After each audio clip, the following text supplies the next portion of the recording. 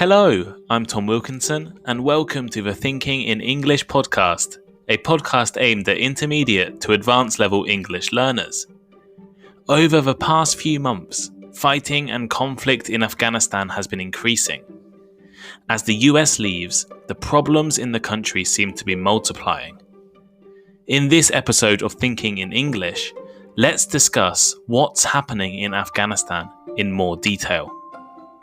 But first, why not follow the Thinking in English Instagram page, Thinking in English podcast, or the link is in the description. And you definitely should look at our blog, thinkinginenglish.blog, for all of the transcripts and some bonus content. Here is today's vocabulary list. As always, the written list is available in the description of the podcast and also on my blog, thinkinginenglish.blog. To take over. To take over. This phrasal verb means to begin to have control of something. For example, President Biden officially took over from President Trump in January 2021. Ally. Ally. An ally is a country that has agreed officially to give help and support to another one, especially during a war. As in, during the First World War, Turkey and Germany were allies. Solely. Solely. Not involving anyone or anything else. Or another synonym is only. For instance, I am solely responsible for this podcast. Insurgent. Insurgent. An insurgent is someone who is fighting against the government in their own country. For example, the insurgents are about to enter the capital city. To recapture. To recapture. If you recapture something, you take something into your possession again, and especially by force. For example, the army recaptured the capital city from the insurgents. Atrocity. Atrocity. An atrocity is an extremely cruel, violent, or shocking act. For instance, they have been arrested for committing atrocities against people. Islamist. Islamist. Islamist refers to a person or group who believes strongly in Islam, especially someone who believes that Islam should influence political systems. For instance, Islamist groups are growing stronger in the region. Militant. Militant. Engaged in warfare and combat. As in, the militant army is growing stronger. Austere. Austere.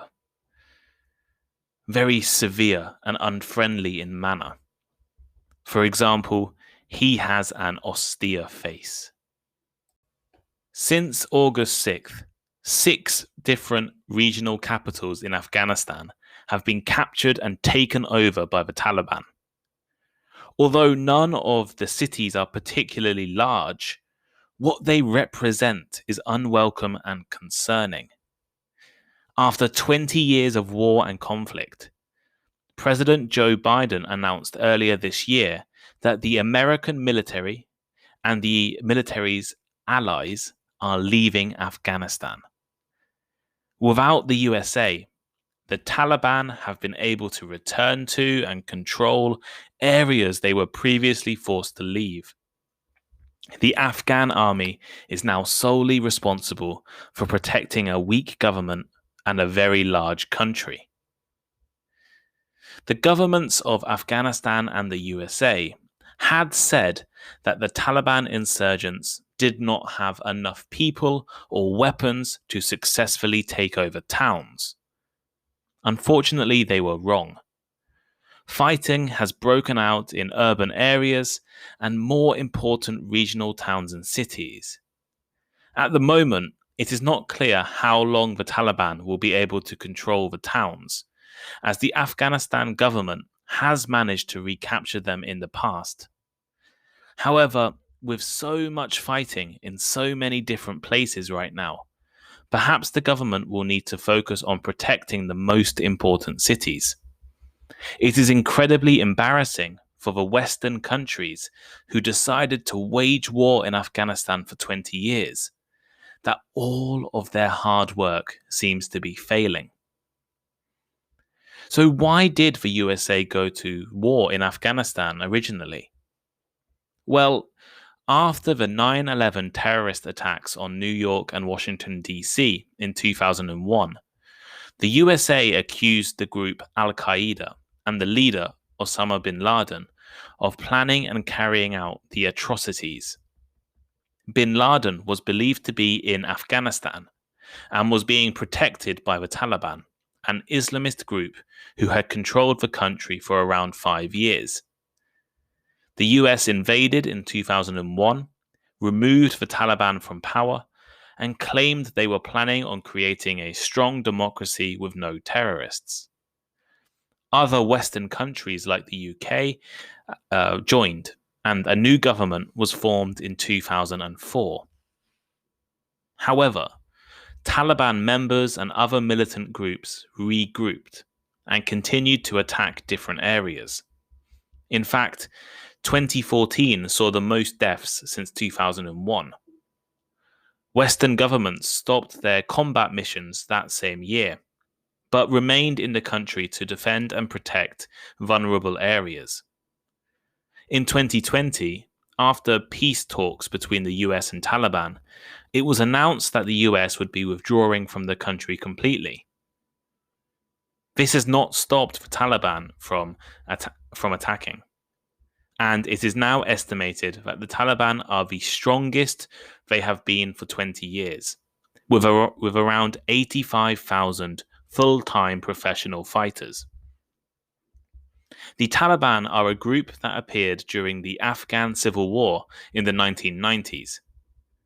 While they originally promised to improve security, fight corruption, and guarantee peace, they also followed a very strict and austere form of Islam. After taking over the entire country in 1996, they enforced a strict interpretation of Islamic religious law and punished people who did not follow brutally.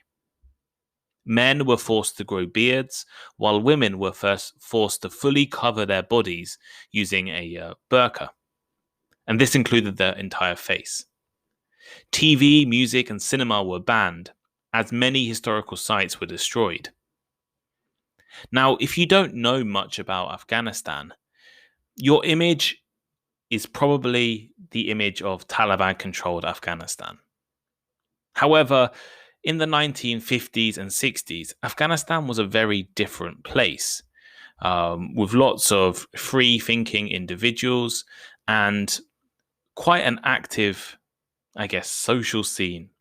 There's a famous book called The Kite Runner by Khaled Hosseini, and I really, really recommend anyone reads this book because it sort of details the history of Afghanistan, but also shows you how the country has changed so much over the last, 100 years. Afghanistan is actually known as the graveyard of empires. Some of the strongest armies in history have tried and failed to invade the country. Afghanistan sits in an interesting geographical position.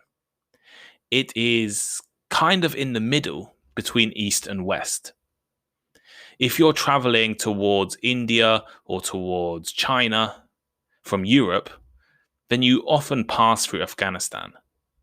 It's in between Russia and Iran, Russia and India. It's between China and Europe.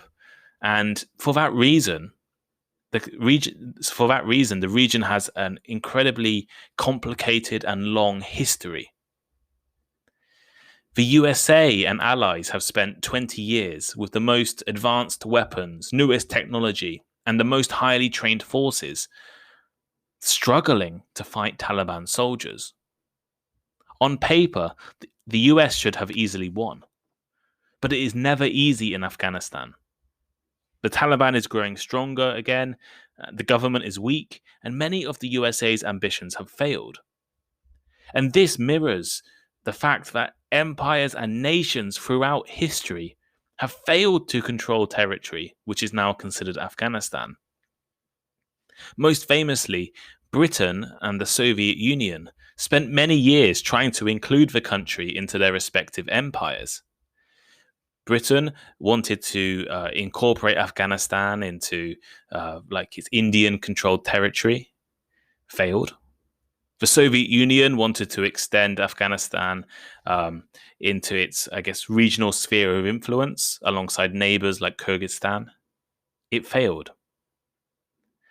Although it is possible to temporarily conquer territory, it has been impossible to control the entire country for a long time. So what is going to happen next? Well, the major concern is that the Taliban may take over the country again. While President Biden has said it's not going to happen, a US government report in June said it was possible that 6 months after the US military leaves, the Taliban could be in control.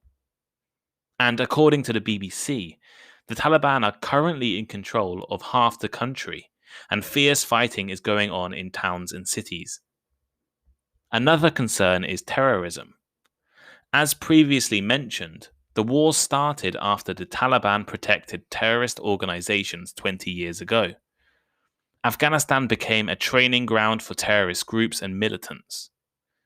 Under the terms of the US withdrawal agreement, the Taliban have promised to prevent any group from using Afghanistan as a base to attack the West or organize terrorism. However, some experts believe that it is impossible to separate the Taliban and terrorist groups. In fact, people can be and are members of both organizations. So here is today's final thought. War is continuing to rage in Afghanistan. The withdrawal of US troops has left the door open for the Taliban to regain territory and take over towns and cities. While it is unknown what will happen in the future, there are concerns that the Taliban could overthrow the Afghanistan government, and the country could once again become a base for terrorism. What do you think about the situation in Afghanistan? Do you think the US should have stayed in the country? Or are they doing the right thing by leaving now?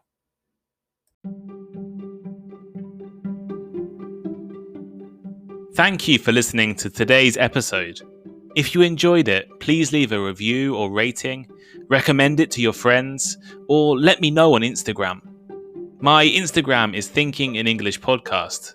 The link should be in the description. And make sure you check out the Thinking in English blog. I love hearing from listeners, and I really appreciate all of the messages I have received over the past few months. Feel free to send me a message or give me some advice or recommend a topic. Have a great day, and I'll see you next time.